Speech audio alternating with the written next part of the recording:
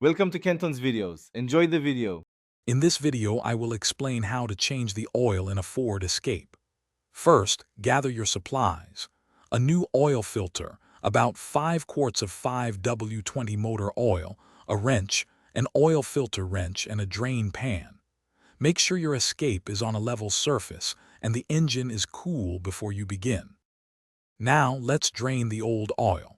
Slide under the front of your Ford Escape and locate the oil drain plug on the oil pan. Position your drain pan directly under the plug. Using your wrench, carefully loosen and remove the plug, allowing all the old oil to flow into the pan. This usually takes several minutes. With the old oil draining, it's time to replace the filter. Use your oil filter wrench to remove the old filter. Before installing the new one, apply a thin film of fresh oil to its rubber gasket. Then, hand tighten the new filter until it's snug, and give it about 1/4 of a turn more with the wrench. Once the old oil has drained, reinstall the drain plug and tighten it firmly.